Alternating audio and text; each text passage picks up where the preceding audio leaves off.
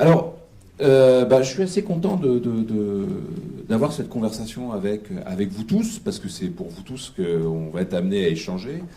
Et surtout, on voit un chiffre là qui est assez marrant, c'est ce fameux 24% des transactions réalisées aujourd'hui s'effectuent aujourd'hui par le mobile.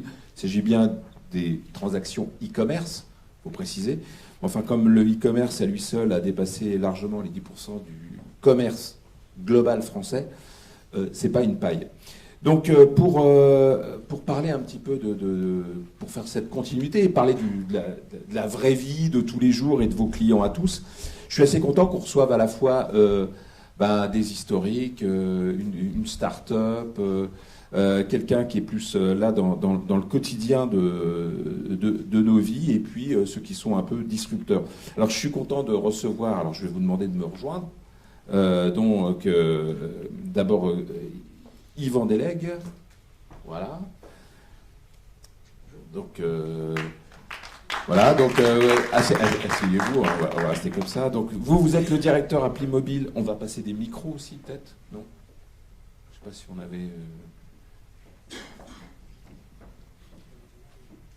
Voilà, ça va pouvoir. Merci. Donc Yvan, vous êtes le monsieur application chez Orange, c'est ça? Juste une petite question. Moi, ce qui m'a assez épaté, parce qu'on a quand même un peu préparé cette présentation, c'est que chez Orange, vous êtes en charge de pratiquement 400 applications ici et là qui traînent un petit peu partout dans les mobiles de vos utilisateurs. Oui. C'est pas allumé.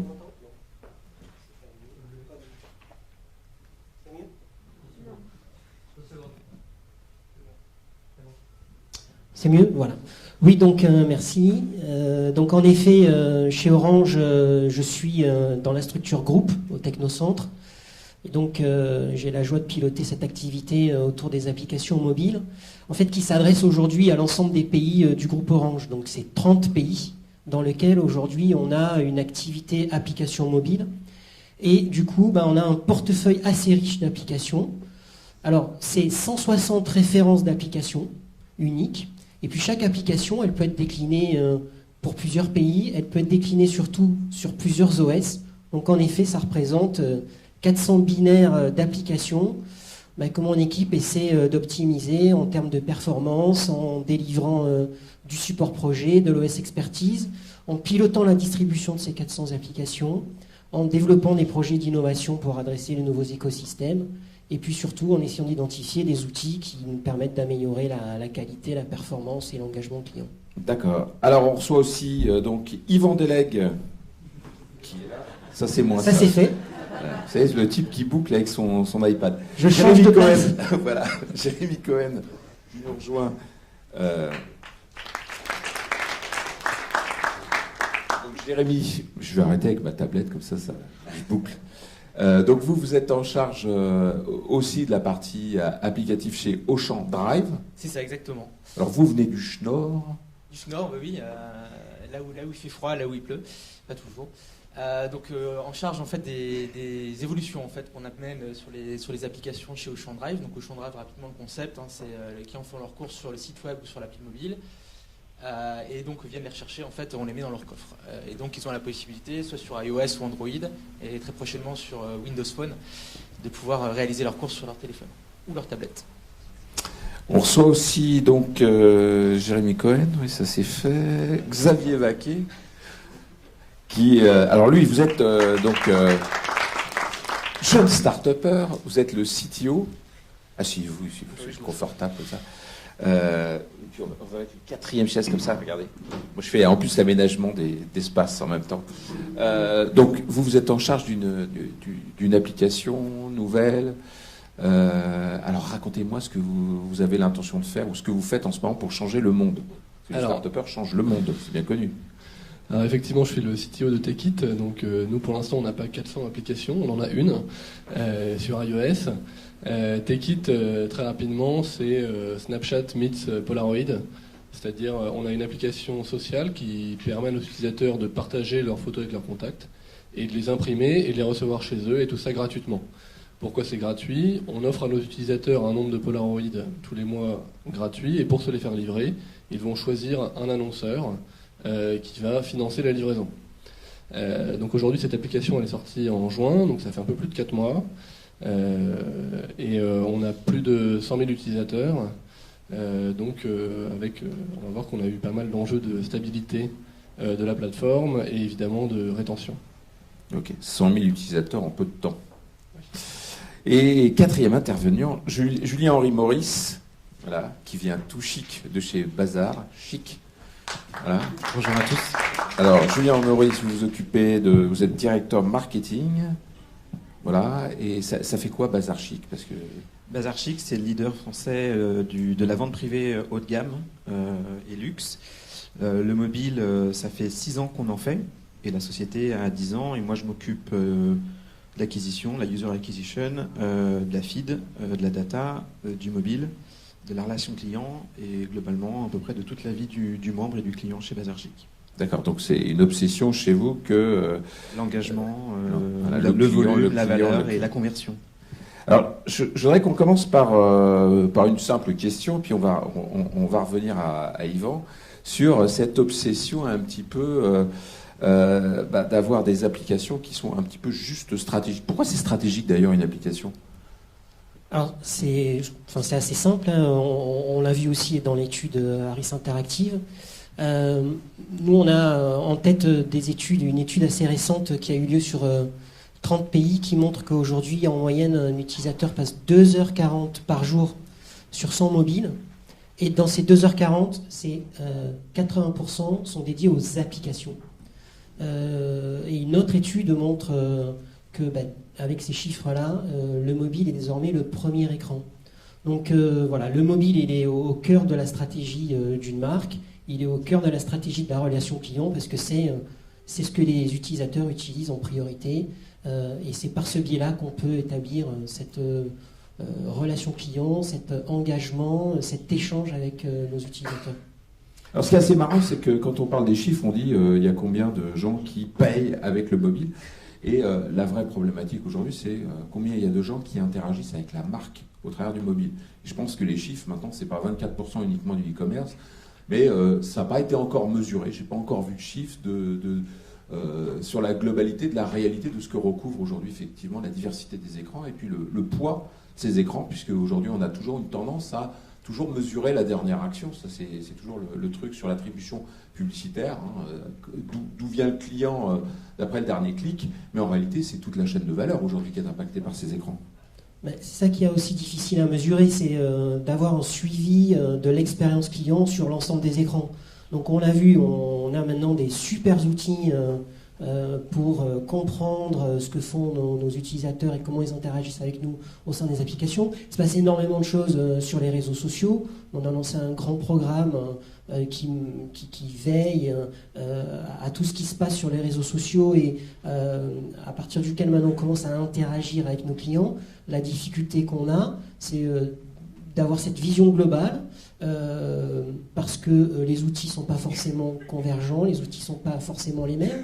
Et puis aussi, surtout, on a quand même une problématique de privacy à laquelle nous, on est quand même très attentifs. C'est assez difficile de savoir que Monsieur X est venu s'exprimer sur un réseau social et puis c'est cette même personne qui est venue dans une application.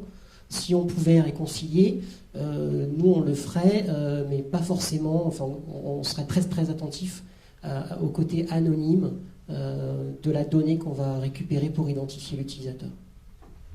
Jérémy, alors cette donnée, l'autre jour il y avait une émission fantastique Cachet Investigation, je ne devrais pas cracher dessus parce que ça fait quand même quelques années que j'ai une carte de presse dans la poche, mais enfin, quand on doit parler de la data aujourd'hui qu'on utilise sur l'ensemble de ses clients, qu'on collecte sur ses clients, on n'est pas obligé d'en parler à visage couvert, masqué, planqué à moitié dans la poubelle, et puis en se disant « Ah mon Dieu, on a découvert qu'on pouvait découvrir des choses extraordinaires avec la donnée ». Alors est-ce qu'on peut partager le fait qu'aujourd'hui, chez Auchan, vous avez globalisé la totalité des données, donc vous avez effectivement une connaissance client approfondie, mais pour autant, vous avez aujourd'hui une faculté à travailler les applications de manière un peu silotée.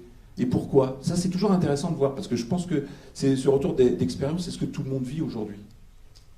Alors oui, effectivement, chez Auchan, on a la chance de pouvoir consolider en fait les données d'achat en fait en hypermarché, nous concernant le Drive et chez Auchan Direct.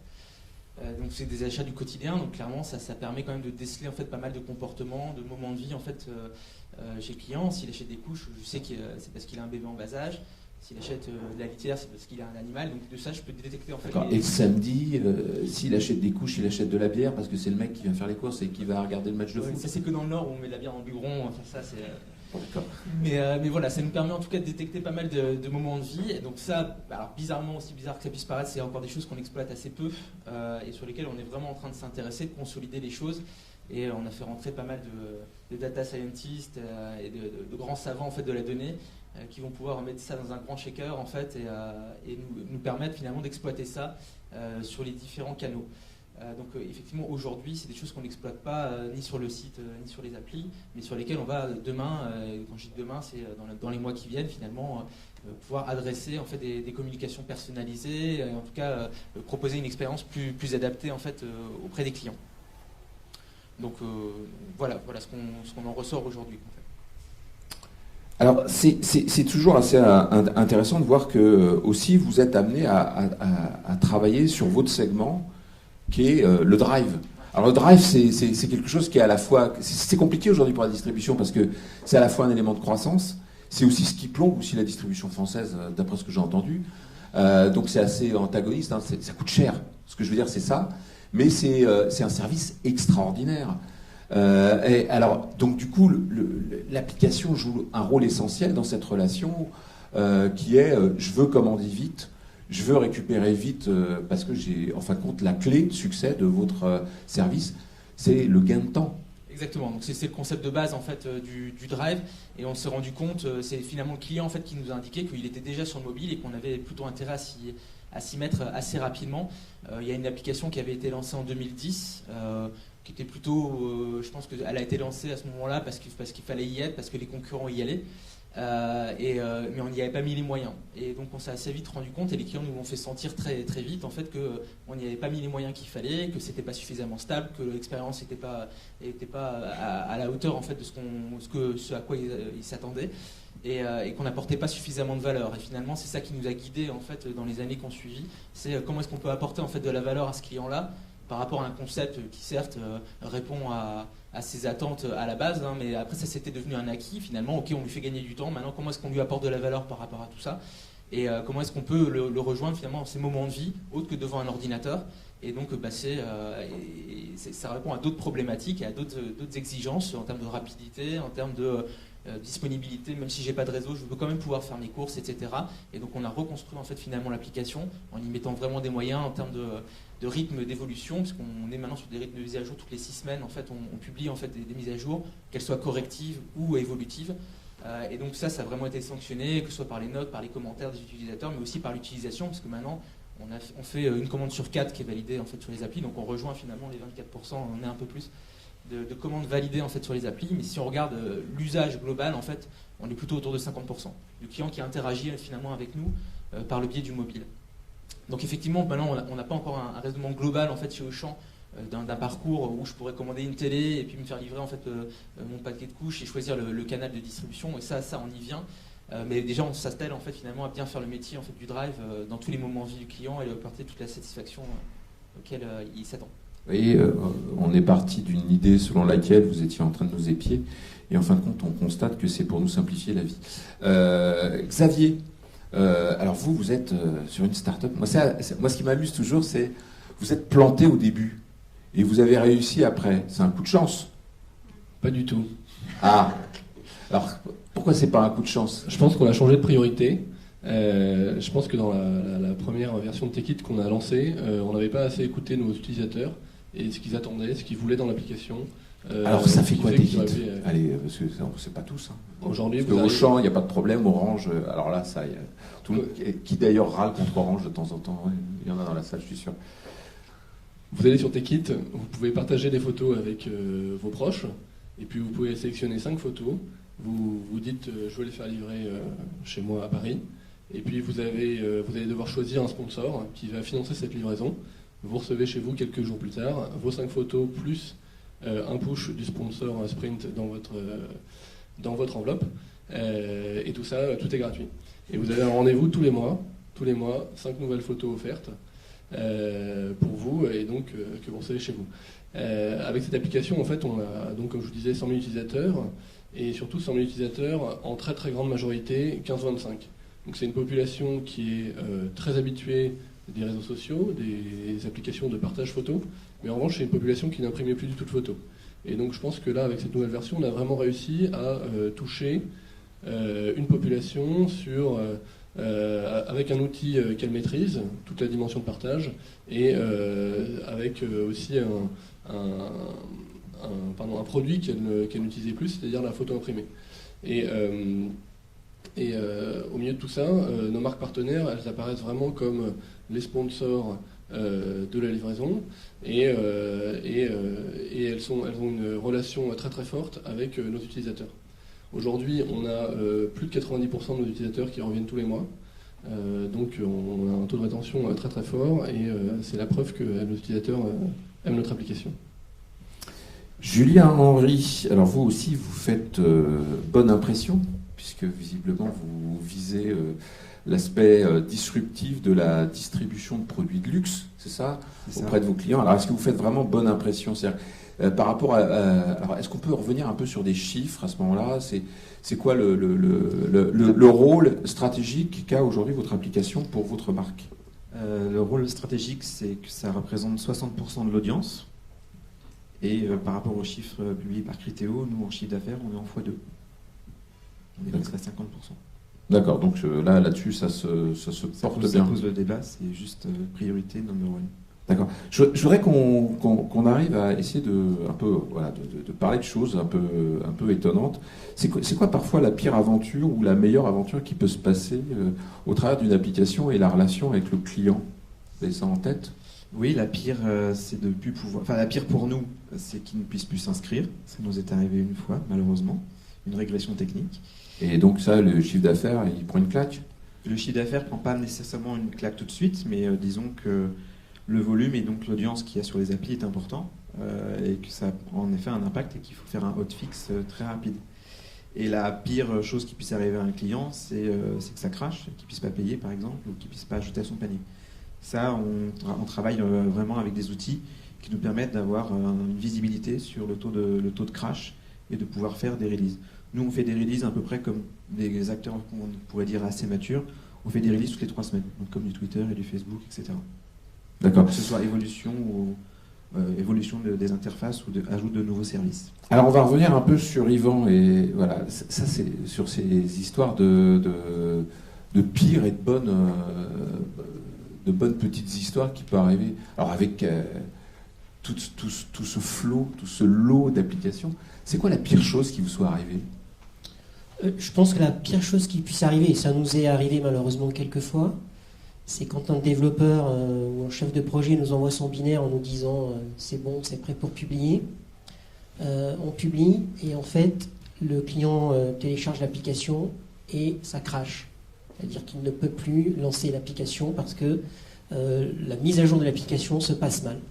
Et alors là, c'est en général l'affolement à tous les étages. Donc premièrement, ça nous permet de réinsister en interne sur le fait que le test qualité des applications, c'est important et qu'il doit être fait par les développeurs, par les équipes projets, par les équipes métiers, mais que par ailleurs, on a aussi un test en dehors des environnements du développeur pour vérifier, en se plaçant à la place d'un utilisateur, que tout se passe bien. Et un des premiers tests qu'on fait quand on fait ce test, c'est juste de vérifier que l'update de l'application se passe bien. Donc comme je le disais, quand ça arrive, c'est l'affolement. Donc tout le monde vient sur le pont et puis on essaie en moins de 24 heures de comprendre pourquoi ça a craché, de faire en sorte qu'on corrige, de faire en sorte qu'on publie et comme ça on peut avancer. Donc alors ça c'est par ailleurs aussi très... Et le plus grand bonheur? Allez, parce qu'il n'y a pas que des malheurs dans la vie.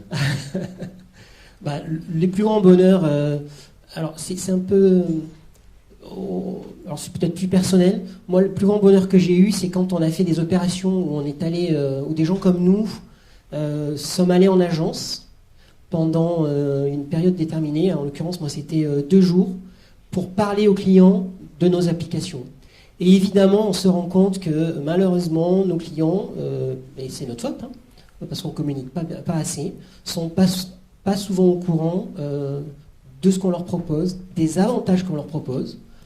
Quand on leur explique qu'avec Cinédé, en étant client Orange, ils achètent un billet gratuit, ils en ont un autre, ils achètent un billet, ils en ont un autre gratuit, que selon le forfait qu'ils ont, ils ont l'abonnement Deezer Premium inclus. Ben, moi, d'un coup, il y a des gens qui arrivent en agence avec leur Livebox sous les bras et mécontents. Ben, d'un coup, ils retrouvent le sourire. Et voilà, le plus grand bonheur, c'est quand ils nous disent merci de m'avoir expliqué, je comprends mieux et je vais maintenant utiliser un peu plus vos applications. Alors, Jérémy, moi j'ai envie de continuer un petit peu avec cette histoire de petits malheurs de la vie quotidienne. Que c'est vrai, quand on est utilisateur, et j'ai évoqué quand on en a discuté, que quand on est utilisateur d'applications, il y a des fois, on se dit, tout le monde me dit, la relation aujourd'hui via l'application est essentielle pour une marque, il faut absolument qu'il y ait un marketing sans couture extraordinaire. Là, l'autre jour, sur une grande enseigne de la distribution, je sors mon application qui s'est mise à jour, auquel était rattachée ma carte de fidélité. Il y a 1,50 € à glaner. Ça marche pas. Je sais pas pourquoi. Il me demande un code à 5 chiffres. La carte, il y a 10 chiffres dessus. J'ai un code secret de 4 chiffres. Il me dit, je peux vous renvoyer le code. Et on me propose de m'envoyer un courrier sous 5 jours. Bon. Alors, comment est-ce qu'on peut arriver à ce genre de mésaventure encore en 2015 ? Là, c'était pas plus tard qu'il y a 3 semaines. Je comprends pas. Oh, c'était pas chez Auchan, ça. Voilà, je suis d'accord. Ça aurait pu l'être il y a quelques mois. Non, plus sérieusement, c'est effectivement des choses qui peuvent arriver. C'est des systèmes qui sont quand même extrêmement complexes. Enfin, l'application, elle est alimentée par plein de sources, en fait, etc. Et donc, si une application, comme on disait précédemment, elle n'est pas bien testée, en fait, et sous tous les angles, en fait, sous tous les aspects, on peut vite courir à la catastrophe. Et rollbacker, en fait, sur une application, c'est pas comme rollbacker sur le web. Donc, d'où l'intérêt vraiment de mettre énormément de moyens et de se donner le temps et les moyens, en fait, finalement, de pouvoir la tester sur différents devices, dans différents contextes. En fait, j'ai peu de réseau, j'ai du Wi-Fi, même sur différentes versions d'OS. En fait, on a déjà eu des cas, en fait, sur un même téléphone, mais 2 OS différents, et l'application se comportait différemment. Et donc ça, c'est des choses qu'on apprend. Enfin, voilà, on se plante en général une fois, et après, on y met les moyens qui vont bien. Et donc, nous, pour le coup, nous concernant, on sous-traite, en fait, c'est cette partie-là, parce que chez nous, on n'a pas vocation, en tout cas, à s'équiper, en fait, de tout le parc utilisateur. Et donc, on sous-traite ça auprès d'une agence, en fait, qui manuellement, en fait, s'équipe, en fait, du matériel et passe les tests. Parce qu'on gère combien de versions d'OS aujourd'hui ? Ça, c'est une question que vous pouvez, là, tous les deux partager. Ça devient du délire. Je pourrais pas... La fragmentation des écrans, notamment sur l'univers Android, c'est vraiment une grosse complexité qu'il faut envisager dès qu'on se lance, en fait, dans ce domaine-là. Parce que le client, il est intransigeant là-dessus, et que si lui, en fait, même s'il représente une minorité du parc, il ne peut pas utiliser le service, il nous incendie à juste titre, et donc c'est l'ensemble de la communauté et du coup l'image de la marque, en fait, finalement, qui en pénalise, parce que ce soit sur Facebook ou même sur les stores, un avis négatif, ça peut vite partir et nous échapper complètement. Et donc si on tient à maîtriser quand même ce discours-là, il faut, voilà, encore une fois, c'est une question de moyens, et là il n'y a pas 36 manières d'y arriver, mais pour le coup ça prend vraiment du temps et vraiment des moyens, mais c'est indispensable. Alors, Xavier, chez Jérémy, ils peuvent se rattraper parce que c'est un groupe, ils ont plein de services, ils ont une marque, il y a une réalité physique, on va dire, on peut aller les engueuler en direct, c'est facile, vous allez dans la boutique, vous pouvez vous engueuler avec eux, parfois il m'est arrivé de me faire ceinturer par 7 mecs parce que j'étais pas content avec une douchette. Moi, je suis un sale con parfois en tant que consommateur, il faut savoir le reconnaître. Mais bon, c'est toujours amusant de tester les réactions, parce que c'est parfois ce qu'on fait, c'est pour tester, pour voir un peu ce qu'il y a. Mais vous, Xavier, vous n'avez pas le droit à l'erreur. Donc là, qu'est-ce que vous avez fait parce que là, si vous faites une prochaine mise à jour, parce que les mises à jour, vous en faites assez régulièrement, vous aussi. Tout le temps. Tout le temps. Oui. Et comment vous faites pour pas vous planter ? Parce que si vous vous plantez, vous êtes mort. Bon, alors déjà, nous, on n'a qu'une application, donc les tests sont plus simples, entre guillemets, il faut le reconnaître. Après, nous, on n'a pas eu tant de problèmes de crash que ça. On avait intégré Apple, justement, le SDK, et je vous confirme que ça prend 5 minutes. Oui, mais vous gérez combien d'OS aujourd'hui ? On est sur iOS 8 et iOS 9, donc ça fait 2 OS. Après, il y a iPhone 4S, 5 et 6, donc ça fait 3 plateformes différentes. Mais, Ah, pas encore Android. Pas d'Android pour l'instant, effectivement. Ah, pourtant c'est l'essentiel du marché.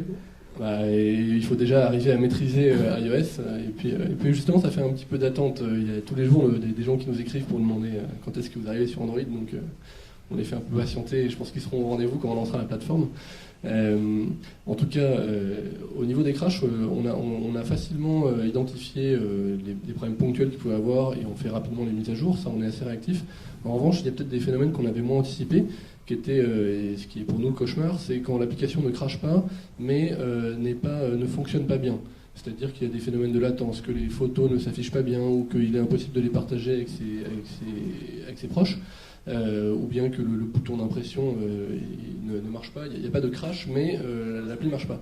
Et ça, c'est parce que justement, on a mal analysé le parcours utilisateur, qu'on a mal évalué les phénomènes cycliques qu'il peut y avoir dans l'application, et que parfois, on se retrouve sur un gros pic d'utilisateurs à un même moment, et c'est ça qui peut bloquer un peu l'application. Et dans ce cas-là, on est sanctionné immédiatement sur Facebook, sur l'App Store, par des commentaires qui peuvent être parfois très virulents. Alors nous, on est très très attentifs à ça. On essaye immédiatement de répondre à ces personnes-là, d'essayer de rattraper, d'essayer de contacter la personne directement, d'analyser son problème, de le résoudre. Et puis quand la personne derrière nous remercie, c'est génial. Vous parliez tout à l'heure de c'est quoi le plus beau moment sur une app. Je crois que pour moi, c'est quand je vais sur notre mur Instagram, que je tape hashtag Techitap. Et en fait, nos utilisateurs, ils prennent en photo les photos qu'ils ont reçues et ils les postent sur Instagram. Et ils nous remercient. Des photos de photos. Voilà, des photos de photos. Ça devient totalement ubuesque, mais voilà, ils prennent leurs photos, ils nous disent merci à Techitap, c'est génial. Et puis en plus, ils mettent parfois merci à Reebok, c'est la première opération qu'on avait fait avec Reebok, parce que c'est eux qui avaient financé la livraison. Et voilà, donc il y a cette espèce de résonance sociale qui entretient aussi aujourd'hui notre croissance utilisateur, et dont on est très fiers. Julien Henry, c'est bien d'être de temps en temps l'un des tout premiers à avoir sorti des applications, mais ça veut dire qu'on se tape toujours un historique. Hein. Les premiers arrivés sont parfois les plus mal servis. Et la question, et on l'a vu au travers de grandes e-commerce qui sont arrivés il y a des tas d'années, mais qui se tapent un historique en termes d'environnement applicatif très complexe à faire, à maintenir dans le temps et à savoir renouveler. Tout n'est pas rose aujourd'hui, c'est-à-dire que si j'ai bien compris votre histoire, il faut quand même arriver au travers du mobile à apporter une expérience utilisateur qui soit totale et qui n'oblige pas l'utilisateur à revenir, par exemple, sur l'écran d'un PC. Oui. Ce qui a été décidé quand je suis arrivé il y a 2 ans, c'est d'internaliser en fait les développements, les tests, etc. Donc je confirme, nous on a une pile de devices et on teste sur plusieurs différences, donc on fait exprès de ne pas upgrader. Par exemple, on a encore des devices sur iOS 7 parce qu'on a vu parfois des mésaventures quand on est passé sur le 8, donc c'est important que tout le monde puisse en effet utiliser. Le challenge pour Bazar Chic, c'était de sortir en effet, de se coller aux usages, donc c'était de croissance. Moi, quand je suis arrivé il y a 2 ans, je partageais 2 chiffres, donc comme j'ai dit, il y a 60% aujourd'hui. Il y a 2 ans, quand je suis arrivé, on était à 7% de l'audience mobile. Donc en 2 ans, ça fait de 7 à 60. Et malheureusement, cette application n'était pas suffisamment servicielle. Et au niveau de toutes les fonctionnalités, on ne pouvait pas faire exactement ce qu'on pouvait faire sur le web. Il y avait toujours cette notion de devoir retourner sur un desktop à un moment ou à un autre pour pouvoir être dans une logique d'expérience client globale. Donc moi, une partie du job qu'on fait aujourd'hui, c'est de rajouter toutes les features qui sont sur le web, sur le mobile, pour qu'on soit en effet sans couture. Et 2016, ce sera l'année où on va écouter encore plus la communauté qu'on ne le fait, et j'espère entrer dans une logique de co-construction, et qu'elle start de ce que fait un ami chez la Société Générale, pour le citer, qui fait un très bon boulot. Et, ils font participer la communauté pour savoir sur quelles features pourraient être sympathiques et qu'est-ce que les gens peuvent avoir comme attente.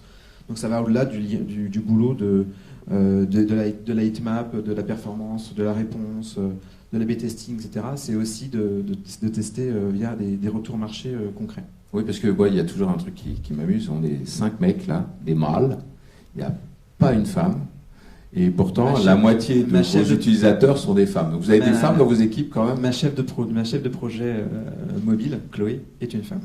D'accord. C'est important de savoir qu'un homme n'est pas une femme et qu'une femme n'est pas un homme. Ouais. Ah. Merci. Bon. Parité dans mon équipe, 50-50. Oula, lui, la parité. Moi, je suis en minorité chez moi, alors je me tais. Donc c'est bien qu'on soit des hommes de temps en temps. Yvan, avant que je dise d'autres bêtises là-dessus, parce qu'une muflerie par jour, ça fait pas de mal pour nous les hommes. Il n'y a que ça qui nous reste. C'est ça qui est triste à dire. Donc, chez Orange, cette histoire de heatmaps, de faire maintenant de l'A/B testing ou de s'y mettre et tout ça, si j'ai bien compris, et puis c'est un peu plus global, ça oblige à être agile. Et on en a discuté tout à l'heure, hein, vous avez un centre qui est en train de s'ouvrir, vous réunissez les équipes, vous allez changer votre façon de travailler. L'agilité et l'écoute client, ça provoque quoi chez vous? Un séisme?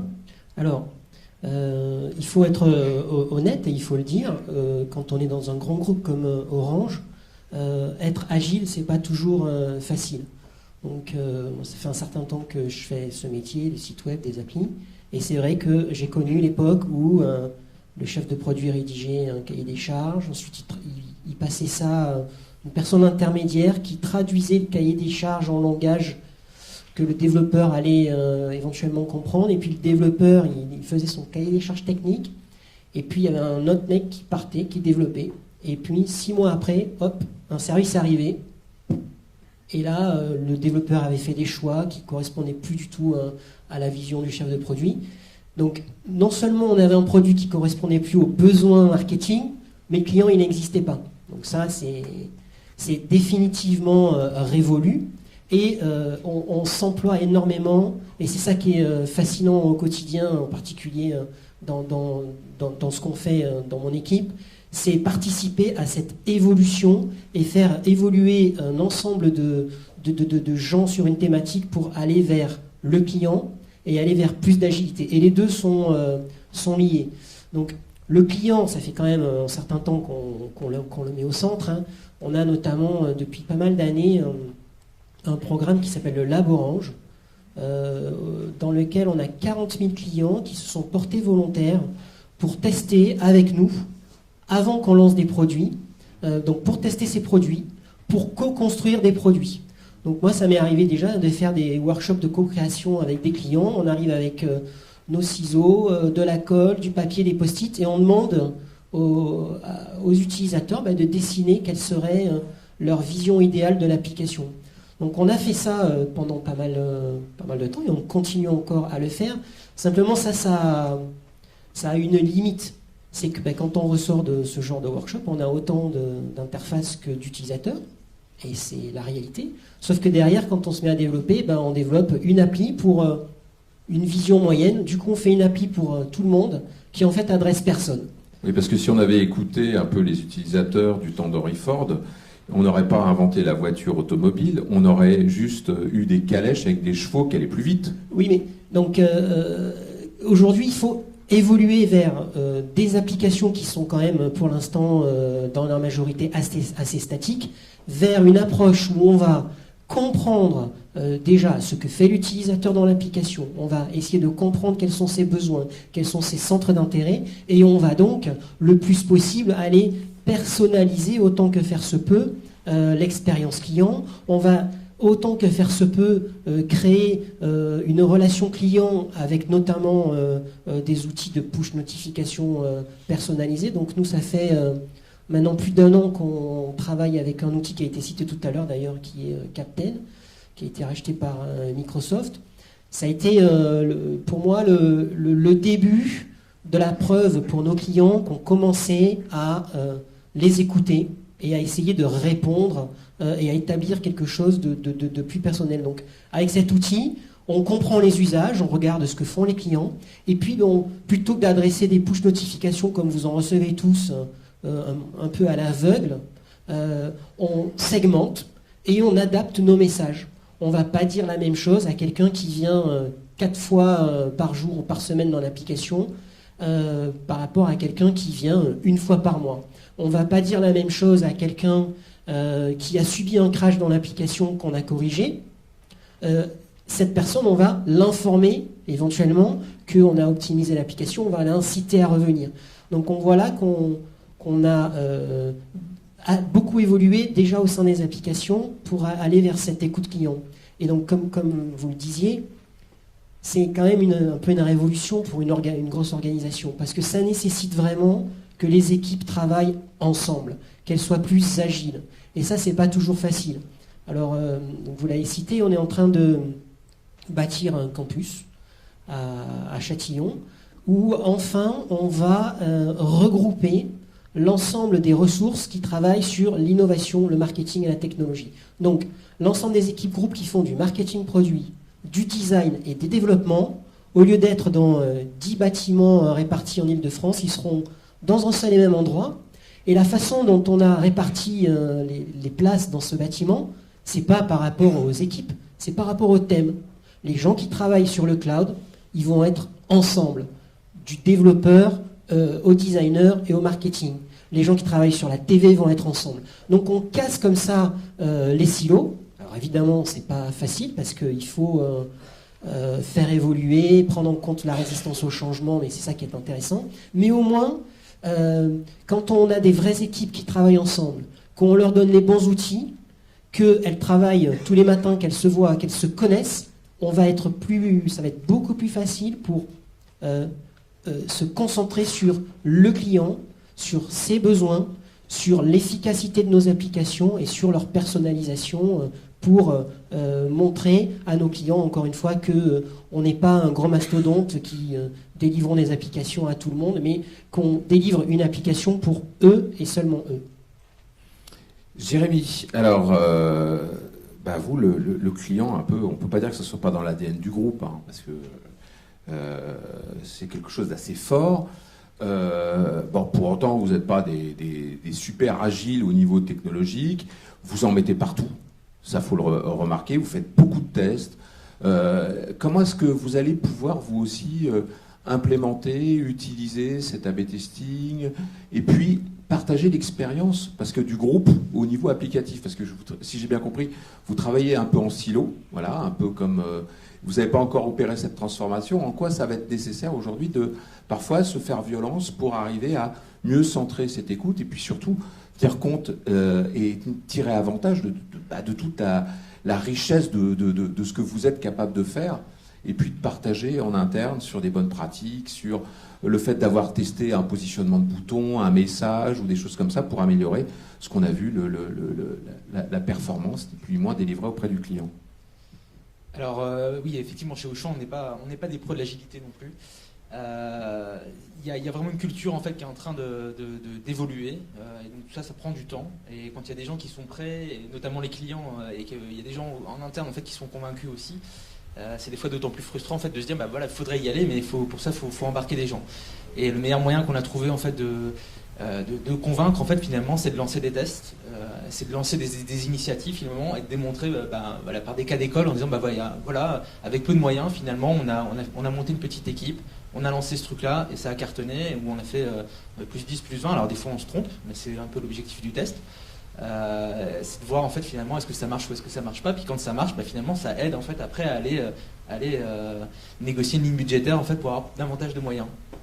C'est ce qu'on a fait en fait dans le cadre de la refonte en fait de cette application, où quand moi j'ai voulu lancer le projet, on m'a dit qu'est-ce que tu veux faire dans l'application. J'ai dit moi je sais pas ce que je veux faire dans l'application, c'est le client qui va me le dire. Ah oui, mais c'est pas comme ça que ça marche, fais-moi un cahier des charges et je verrai ce que je peux faire. J'ai dit non, c'est pas comme ça que ça va se passer. On va tous se mettre ensemble, on va écouter les clients et puis on va chacun apporter en fait finalement sa valeur au fait au projet. C'est comme ça qu'on s'y est pris pendant 3 mois. Et c'est comme ça qu'on a fait plus 100% en fait en termes d'utilisation en fait des applications. Alors il y a un phénomène organique de par l'utilisation de l'outil, mais il y a aussi une vraie satisfaction client, une valeur en fait. Encore une fois, c'est vraiment ce qui nous a guidés, c'est qu'est-ce qu'on peut amener en fait comme valeur en fait au client. Et je pense que là pour le coup, on parlait tout à l'heure de grande satisfaction. Ce projet-là, ça a été un cas d'école, puisque maintenant on gère tous nos projets mobiles en fait en agile. Et je pense que les projets web vont suivre le même chemin. Donc on est en train petit à petit en fait finalement de marquer des points là-dessus, et on est regardé même à des niveaux plus importants en fait dans l'entreprise au niveau du groupe en tant que finalement pionnier en fait là-dedans. de se dire bah voilà, ces cas-là ils sont intéressants et comment est-ce qu'on pourrait nous en fait finalement les appliquer. Donc on intervient régulièrement, pas quand dans des petits déjeuners pour des externes, mais aussi déjà en interne pour dire bah voilà comment nous on s'y est pris et les résultats qui ont été obtenus et puis d'accompagner les équipes là-dedans en fait. D'accord, donc c'est très très vertueux au final que de recentrer sur le client, de changer effectivement les mauvaises habitudes et puis aussi c'est peut-être quelque chose qu'il faut rappeler, c'est de ne pas prendre à la légère la partie application, parce que pour beaucoup, j'ai envie de citer parfois des tenanciers de la parole médiatique, où de temps en temps on a eu un smartphone c'est un gadget, et aujourd'hui on se rend compte non, c'est pas un gadget, ça ne doit pas être pris à la légère, et quand on pilote, et démontrer qu'on pilote aujourd'hui une marque et la notoriété d'une marque dans un grand groupe comme Auchan par juste une application, c'est montrer et démontrer que c'est extrêmement critique que d'avoir de bonnes pratiques là-dessus. Tout à fait. Alors, il y a une démarche globale qui est les avis clients, comment on les gère, parce que on peut les appréhender de différentes manières. Hein. Le client, il va s'exprimer si on lui demande son avis, voire même si on ne lui demande pas, mais si on lui demande son avis autour d'une table ronde, il va donner un avis. Pour autant, c'est pas forcément le comportement qu'il aura en fait quand il sera face à l'application tout seul en fait dans le contexte dans lequel il va vraiment utiliser le service. Donc ça, c'est aussi quelque chose qu'on a appris. C'est ok, avoir des avis clients, c'est une chose. Regarder des comportements utilisateurs à son insu, c'est autre chose. Et c'est d'autant plus riche d'enseignement. Finalement, de se dire voilà, dans le cas d'un A/B test, je pressens des choses par rapport à ce que les clients m'ont dit. Ok, on va le tester, mais on va rien leur dire. On va regarder finalement comment ils se comportent par rapport à cette nouvelle fonctionnalité, par rapport à ce nouveau service. Et là, au moins, on est dans le vrai. Et on a la conviction, finalement, en tout cas, de minimiser vraiment le risque de se tromper, en fait. Donc c'est vraiment ça. Enfin, l'erreur est quand même extraordinaire. À la limite, quelqu'un qui se trompe pas chez vous, c'est quelqu'un qui branle rien, quand même. Oui, je dis pas que tous les tests qu'on mène, en fait, comme je le disais, hein, finalement, le test, il est aussi fait pour se planter. C'est là-dessus qu'on apprend. Mais il faut pas déployer. Voilà, on a le droit de se planter beaucoup, mais pas trop vite, pas trop longtemps. Et si on peut éviter quand même de déployer cette erreur tout le temps. C'est déjà ça. Puis si aussi on peut associer le client dans notre erreur en se disant, bah finalement, moi, c'est le client qui me l'avait dit. Donc si finalement on s'est un peu planté, mais à la base on partait d'une idée client. Non, mais plus sérieusement, effectivement, ça va rebondir en fait finalement sur l'erreur et de se dire bon voilà, comment je peux maintenant réorienter le tir en fait pour taper un peu plus juste. Et en y mettant du jus de cerveau, en général, ça fonctionne, quoi. Alors là, c'est juste une strat, c'est pour revenir sur une idée, Julien Henry. Ce qui est important, c'est cette idée de co-construction aujourd'hui. Ouais. C'est-à-dire que, Julien Henry, vous êtes 3, 4 en interne sur les applications ? 3 en dev et un chef de projet. Donc ça, et vous avez combien de clients ? Des milliers. Voilà, donc des milliers contre 4. Voilà, c'est extraordinaire d'avoir des milliers de gens qui peuvent avoir des idées à votre place. Donc comment est-ce qu'on peut exploiter tout ça, cette mine d'or qui est là sous nos yeux, mais qui n'est pas forcément évidente à traquer? Plusieurs niveaux de réponse. Premier niveau de réponse, je voudrais revenir sur l'organisation. En effet, nous, le mobile, donc un pôle mobile, mais qui n'est pas un pôle mobile finalement, qui est quelque chose qui est totalement transverse dans la société, a vraiment été monté depuis 2 ans. Le rythme en fait des releases mobiles, c'est comme on disait, c'est totalement aligné sur les sprints DSI pour les développeurs PHP, etc. Donc on ne fait pas de différence, vu qu'on va être 360, le fameux. Donc déjà c'est important, et en effet on raisonne de la même manière par projet. C'est-à-dire que parfois, moi j'ai des gens de la DSI qui viennent s'asseoir dans le bureau du marketing pour qu'en effet ce soit très collaboratif. Parce que quand on fait du digital, en général, on essaie d'être collaboratif. Donc chez nous, c'est une vraie réalité. Donc ça, je tenais déjà à le préciser parce que c'était pas en effet, il y avait de la résistance au changement, ce que la DSI ne m'est pas rattachée. Donc la partie développement PHP ne m'est pas rattachée. Et du coup, il fallait embarquer, être dans une logique vertueuse et accepter dans une direction marketing que j'ai créée en arrivant il y a 2 ans, que ce soit aujourd'hui le marketing qui dise ce qu'il veut. Et donc on dit à peu près, sans essayer de dire de bêtises, ce qu'on veut et ensuite on fait. Donc on est vraiment le donneur d'ordre, le client de la DSI, et pas l'inverse. Ça c'était vraiment un changement de culture et qui a vachement dû embarquer le DSI et qui finalement est ravi que justement on puisse nous faire la veille, faire les choses et faire l'expression de besoin, faire tous les projets et qu'eux puissent bien sûr être en gourou sur les OS, parce qu'on a segmenté une partie Android et une partie iOS, qui sont juste à côté, mais on a vraiment spécialisé les gens pour pouvoir être beaucoup plus proche des usages qui sont très différents entre les OS. Et le deuxième niveau de réponse, c'est qu'aujourd'hui, pour répondre à toute cette personnalisation, à toute cette intelligence, à toute cette data que l'on a quand on a 60% de son audience qui passe sur ces devices qui sont très différentes du web, c'est de s'outiller, clairement, et c'est d'organiser sa first party data. Donc moi, quand je suis arrivé, j'ai monté un projet CRM / data, etc. Et ce projet a eu des effets vertueux sur la transformation de l'entreprise, et y compris la façon dont on pouvait récupérer des yeux sur plein de sujets, et notamment sur le mobile. Donc ce que disait tout à l'heure Philippe sur Astone, c'est exactement ça. Nous, on a des cohortes par rapport à ceux qui sont plus ou moins engagés sur nos applicatifs, y compris sur le web et sur les réseaux sociaux. Enfin, c'est exactement comme ça. On met des petits trackers un peu partout, comme sur Cache Investigation, mais on n'en a pas honte, bien au contraire. Et du coup, ça nous permet de pouvoir adresser de façon segmentée les clients. Mon boulot, en gros, sur le mobile, surtout sur le mobile, encore plus que le web à l'époque, quand ça a été créé Bazar Chic, c'est d'être dans l'expérience et c'est d'être dans la personnalisation. Donc c'est de sortir des logiques de push full base et de mass market. Alors d'un mot, puisque l'heure tourne et on s'est engagé à tenir les délais.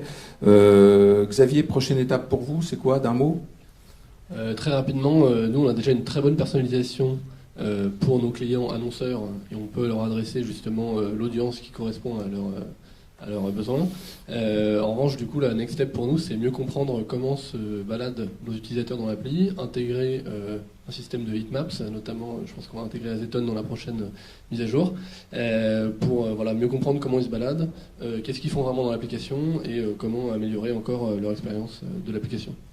Jérémy, pareil, d'un mot, prochaine étape pour vous au niveau applicatif, qu'est-ce qui est essentiel? Alors déjà là c'est la sortie sur Windows Phone finalement, là d'adresser maintenant toutes les plateformes, en fait c'est devenu essentiel et c'est une vraie attente de nos clients, donc là-dessus on ne peut plus faire l'impasse.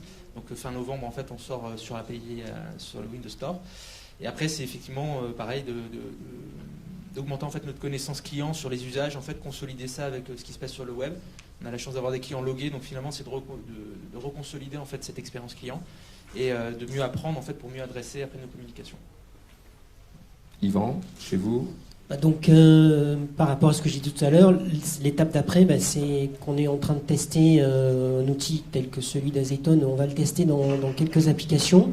Donc, on va essayer de comprendre, de travailler avec les développeurs, les designers et le marketing pour identifier quelles sont les variations, les variantes et les options d'expérience client qu'on va pouvoir tester auprès des clients, mais aussi et surtout faire attention que on ait un résultat, avant de faire les choses, qu'on identifie ce qu'on veut mesurer au bout. Est-ce qu'on veut mesurer plus de temps d'usage? Est-ce qu'on veut mesurer plus de connexion, etc.